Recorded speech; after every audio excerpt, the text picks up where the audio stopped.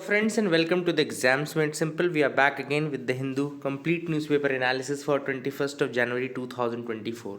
21 जनवरी 2024 का the Hindu newspaper analysis देखेंगे। शुरू करने से पहले आपसे रिक्वेस्ट रहेगी कि please do like the video and do share it among your friends as well.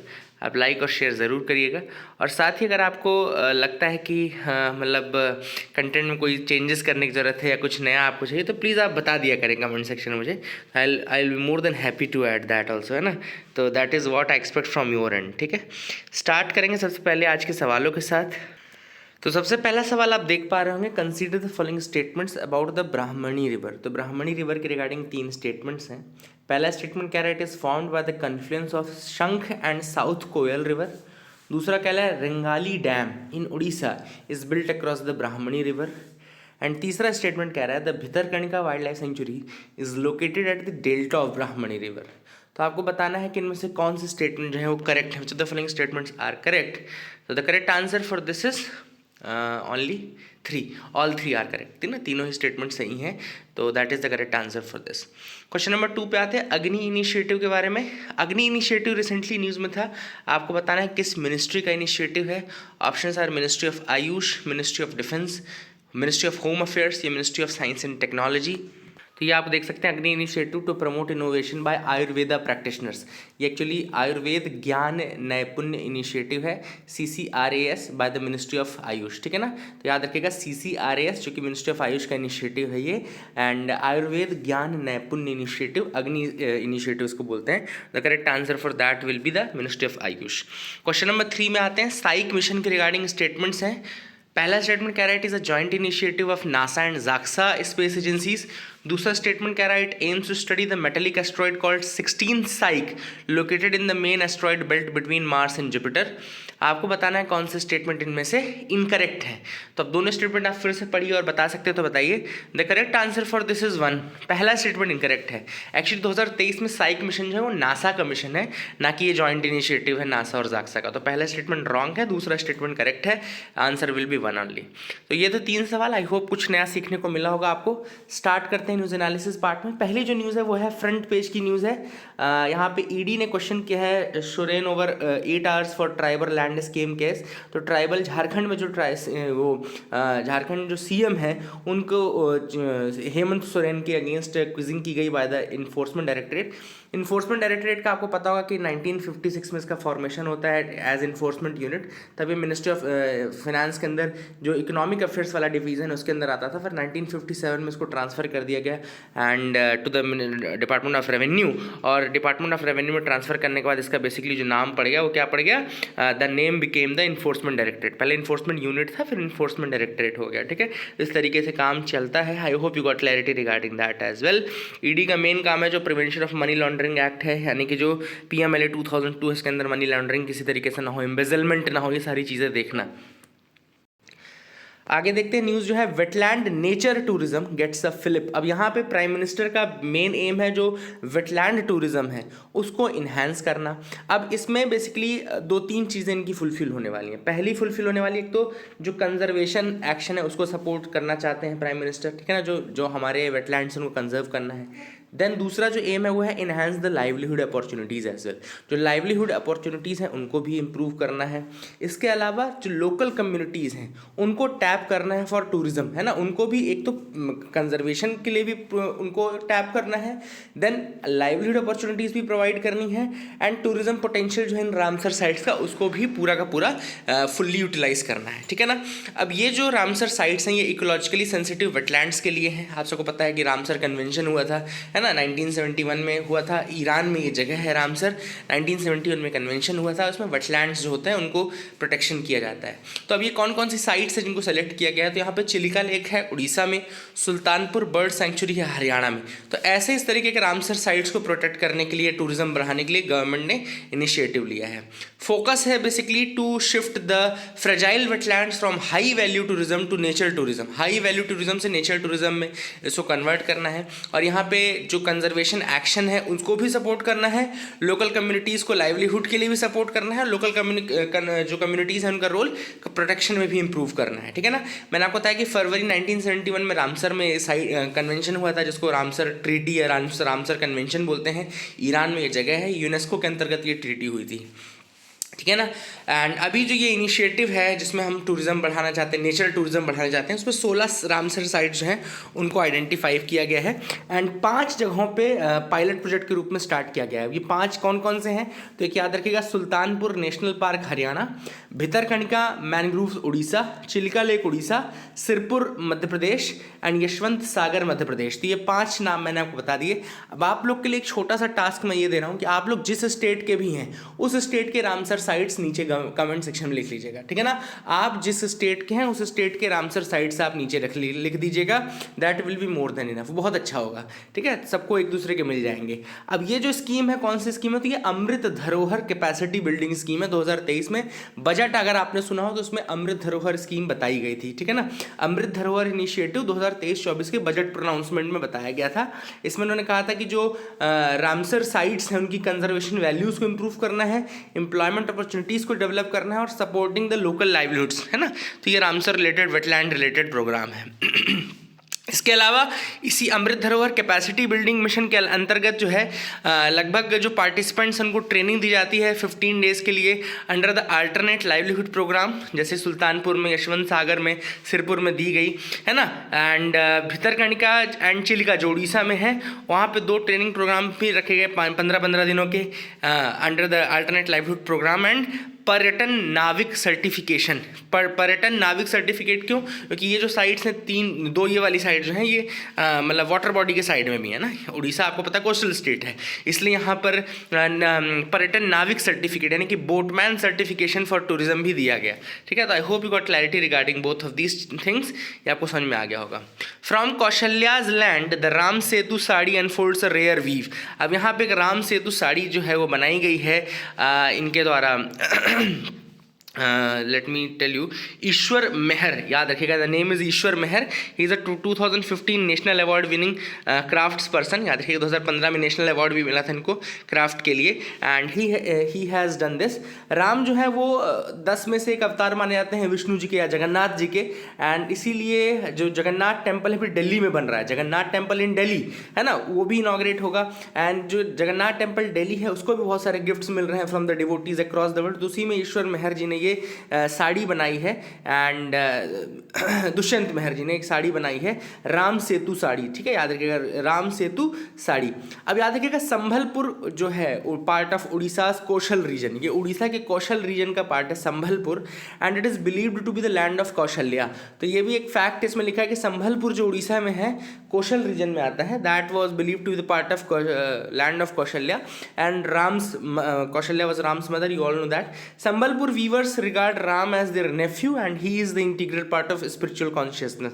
तो संबलपुर के जो लोग हैं वो राम को नेफ्यू मानते हैं।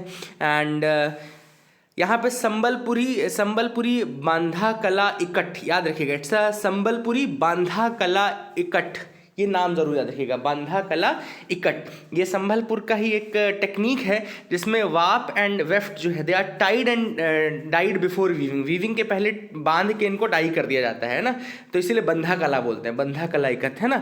तो ये आप चीज़ याद रखिएगा संभलपुर का। आई hope you got clarity regarding that. इसके अलावा संत कबीर अवार्ड दिया जाता है, हैंडलूम अवार्ड है संत कबीर, ये भी इनको दिया गया है, ठीक है, ये मेहर जी को। आगे मूव करते हैं, देखते हैं और क्या इंपॉर्टेंट न्यूज़ आर्टिकल है जिनके बारे में डिस्कस करना है। World Vision India loses FCRA registration. तो यूनाइटेड स्टेट्स ऑफ अमेरिका है वहाँ का एक NGO है World Vision India. It's a non governmental organisation and it focuses on the children issues, बच्चों के इशूज़ पे ये काम करता है। It is US based and one of the largest Christian voluntary groups, जिसकी प्रेजेंस लगभग 100 कंट्रीज से ज़्यादा में है एंड ऑपरेशनल है इंडिया में पिछले 70 सालों से। तो now this world Vision India is basically losing the FCRA registration. मैंने आपको पहले ही बताया था कि FCRA रजिस्ट्रेशन लूज करने का मतलब है कि you can not get the foreign contributions now, ठीक है। और FCRA कैंसिलेशन के बाद 3 साल तक आप अप्लाई भी नहीं कर सकते। इसके अलावा ये भी आपको पता होगा कि FCRA जो रजिस्ट्रेशन है वो 5 साल के लिए चलता है, उसके बाद आपको रिन्यू कराना पड़ता है। State bank of India Delhi branch में आपको एक अकाउंट खुलवाना पड़ता है, उसी अकाउंट में आप पैसे ले सकते हैं, ठीक है। प्लस पहले जो एडमिनिस्ट्रेटिव खर्चे थे, एक्सपेंसेस थे, वो 50% तक हो सकते थे फॉरेन कंट्रीब्यूशन के, बट अब वो घटा करके केवल 20% कर दिया गया है। ये भी मैंने आपको बताया था। तो ये कुछ बेसिक फैक्ट्स जरूर याद रखिएगा रिगार्डिंग द FCRA। बाकी FCRA एक्ट जो आया था 1976 का था, 2010 में इसमें अमेंडमेंट हुआ था। इसके अलावा 2020 में फिर एक अमेंडमेंट हुआ था, ये भी आप याद रखिएगा। These are the 2 amendments, major amendments which have happened for now. अभी रिसेंटली एक और संस्था थी जिसका कैंसिल किया गया था, Centre for Policy Research, which was a leading public policy think tank in New Delhi, है ना, leading public policy think tank था न्यू दिल्ली का, उसका भी लूज हुआ था। ठीक है, बाकी एक और चीज़ मैं आपको अनाउंस करना चाहता हूँ, जो करंट अफेयर्स रिवीजन सीरीज़ है, कल मैंने उसका वीडियो डाला है, जो उसका डेमो वीडियो है वो मैंने डाल दिया, अपलोड किया है, आप लोग देख लीजिएगा। अगर आप ज्वाइन करना चाहते हैं तो डिस्क्रिप्शन कमेंट में लिंक है, आप वहाँ से भी ज्वाइन कर सकते हैं जो लोग ज्वाइन करना चाहते हैं। बाकी वीडियोज़ एंड नोट्स जो हैं इसी फॉर्मेट में आपको मिल जाया करेगी।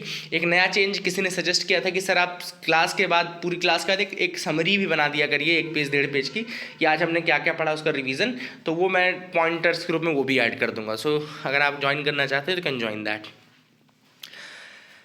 आगे मूव करते हैं, देखते हैं और क्या इंपॉर्टेंट न्यूज़ आर्टिकल हैं जिनके बारे में हमको डिस्कस करना है। You can move ahead with me, बिल्कुल मेरे साथ आगे बढ़ सकते हैं। Celebratory keepers with the cattle, अब यहाँ पे किस तरीके से कैटल्स का रोल रहा है सेलिब्रेशंस में, उसको बताते हैं। यहाँ पे मैं 2-3 एग्जाम्पल देना चाहता हूँ। आंध्र प्रदेश और तेलंगाना में बुल्स को कलरफुली डेकोरेट किया जाता है विद फ्लावर्स एंड गारमेंट्स। इसको गंगी रेड्डू कहते हैं, Gangireddu. It marks the beginning of Sankranti, and यहाँ पे गंगी रेड्डू कम्युनिटी भी है। तो अगर आपसे कोई पूछे कि कौन सी कम्युनिटी है तो उसको याद रखिएगा, गंगी रेड्डू कम्युनिटी बोलते हैं, ठीक है ना। And it marks the beginning of Sankranti festivities, ठीक है।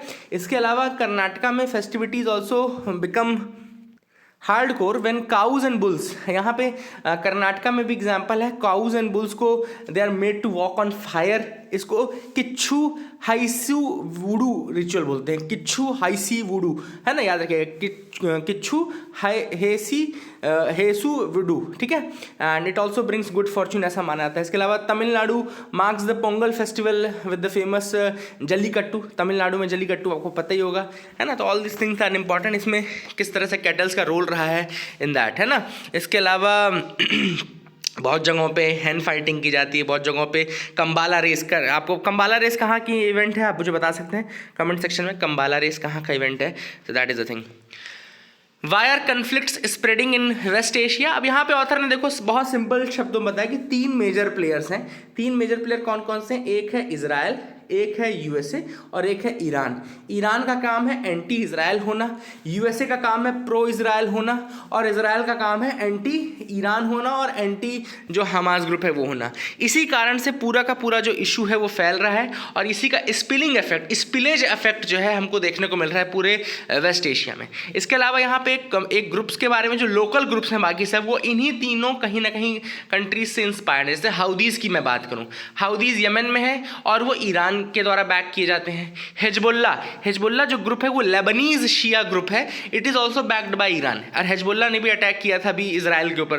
तो ये जो हिजबुल्ला है चाहे हाउदीज हैं, बोथ आर बेसिकली ईरान वो कर रहे हैं, इजराइल इनके अगेंस्ट काम कर रहा है। और यूएस जो है पहले बहुत डोमिनेंट था, जैसे 1967 का एग्जाम्पल दिया ऑथर ने कि 1967 में जब वॉर हुआ था तो 6 दिन का वॉर चला था केवल। उसका रीज़न ये था कि उस समय यूएसए बहुत ज़्यादा एक्टिव था वेस्ट एशिया में, बट आज उतनी एक्टिविटी वेस्ट एशिया में यूएस की नहीं है। इस कारण से प्रेजेंस कम होने के कारण से उसका इन्फ्लुएंस इतना ज़्यादा नहीं रह रहा है, ठीक है। तो all this things have been mentioned by the author in this article, and यहाँ पे ऑथर ने वही कहा कि as long as Israel continues the war, Hezbollah and Houthis will continue their attack. तो अब वो 6 दिन वाले कंडीशन अब नहीं रहेगी, अब ऐसा हो चुका है। प्लस आपको याद रखना है कि जो टाइम है वॉर का टाइम तो है नहीं, आपको किसी तरीके से स्टॉप करना पड़ेगा, अदरवाइज जो पूरा का पूरा आप देख रहे हैं पूरा रेड सी वाला रीजन है, यहाँ पे गल्फ ऑफ एडन वाला जो रीजन है, जैसे यहाँ पे गल्फ ऑफ एडन रेड सी वाला रीजन है ना, यहाँ पे आप देख सकते हैं। तो ऑल दीज आर बेसिकली बहुत ज़्यादा इंटरवाइंड है, और यहाँ पे ट्रेड और ये सब बहुत डोमिनेटेड है ना। This is what is the map. यहाँ पे आप देखो ये रेड सी का रीजन है, ठीक है, this is Arabian Sea, this is the great Persian Gulf, है ना, पर्शियन गल्फ वाला रीजन ये है। और यहाँ पे यमन है, यमन में हाउदीज़ हैं, लेबनान में आपका हिजबुल्ला है। मैं दिखा देता हूँ, यहाँ देखो ये, अब देखो लेबनान, सीरिया, गाज़ा, ये कितना पास है, बहुत ज़्यादा पास है। तो यहाँ पे ऑब्वियस बात है स्पिल इफेक्ट होगा ही होगा। तो ये स्पिलेज इफेक्ट जो है वो है यहाँ पे, ठीक है। I hope you got clarity. What are the labour rules for workers abroad. अब यहाँ पे एक चीज़ है कि अभी उत्तर प्रदेश और हरियाणा जो है बेसिकली वो क्या कर रहे हैं, दे आर बेसिकली NSDC यानी कि नेशनल स्किल डेवलपमेंट कॉर्पोरेशन की मदद से उन्होंने स्टार्ट किया recruiting process of about 10,000 workers, ताकि वो इजराइल जाके काम कर सकें. ठीक है ना, NSDC की मदद से ऐसे 10,000 वर्कर्स के वो बनाए जा रहे हैं पासपोर्ट, ताकि वो काम कर सकें. ठीक है, अब यहाँ पे मैं आपको थोड़ा सा एक चीज़ बता देता हूँ. Let me tell you that, जो यहाँ पे लिखा हुआ है, जो वर्कर्स कन्फ्लिक्ट जोन में जाते हैं या फिर places without sufficient labour protection में जाते हैं, तो उनको रजिस्टर किया जाता है with the ministry of external affairs emigrate portal. याद रखिएगा, ये बहुत इंपॉर्टेंट फैक्ट है. रूल यही कहता है कि जो कन्फ्लिक्ट जोन में जाएगा या जो ऐसी जगहों पे जाएगा जो सफिशिएंट लेबर प्रोटेक्शन नहीं है, वहाँ पे ई-माइग्रेट पोर्टल के थ्रू जाना होगा, यानी मिनिस्ट्री ऑफ एक्सटर्नल अफेयर्स के पोर्टल के साथ. पासपोर्ट जो इशू होते हैं वो ECR यानी कि इमिग्रेशन चेक रिक्वायर्ड वाले उसके सेक्शन में होते हैं. ठीक है, अब ऐसे में 18 कंट्रीज इस ग्रुप में आती हैं. Afghanistan, Bahrain, Indonesia, Iraq, Jordan, Saudi Arabia, Kuwait, Lebanon, Libya, Malaysia, Oman, Qatar, south Sudan, Syria, Thailand, UAE, Yemen. Israel इस लिस्ट में नहीं है, जबकि वर्तमान में इजराइल में वॉर चल रहा है ना. इजराइल के खुद कंट्री वाले कह रहे हैं कि कहीं सेफ नहीं है, फिर भी हमने ई-माइग्रेट पोर्टल का यूज़ नहीं किया है, मिनिस्टर ऑफ एक्सटर्नल अफेयर्स के अंतर्गत नहीं किया है. So that is the first issue जो यहाँ मेंशन किया गया है. हालांकि वहाँ पे लेबर लॉज का फॉलो होता है, क्योंकि लेबर लॉज जो है इजराइल में काफ़ी स्ट्रिक्ट हैं. OECD का मेंबर है इजराइल, तो ऑब्वियसली बात है वहाँ पे लेबर लॉज को लेकर काफ़ी स्ट्रिक्टनेस है. इसके अलावा इंटरनेशनल ILO के 2 कन्वेंशंस याद रखने हैं आपको. एक है माइग्रेशन फॉर एम्प्लॉयमेंट कन्वेंशन 1949, इसका नंबर है 97. याद रखिएगा, कन्वेंशन नंबर 97 जो कि है माइग्रेशन फॉर एम्प्लॉयमेंट कन्वेंशन. और दूसरा है माइग्रेंट वर्कर्स सप्लीमेंट्री प्रोविजन. ये कन्वेंशन नंबर है 143. तो convention number 97 and convention number 143 अगर आपसे कोई पूछे, दोनों लिख लो. ILO के कन्वेंशन नंबर 97, 143 किससे रिलेटेड है, तो ये माइग्रेंट लेबर से रिलेटेड है. ठीक है, इंडिया ने दोनों ही रेटिफाई नहीं किए हैं, इजराइल ने दोनों ही रेटिफाई किए हैं.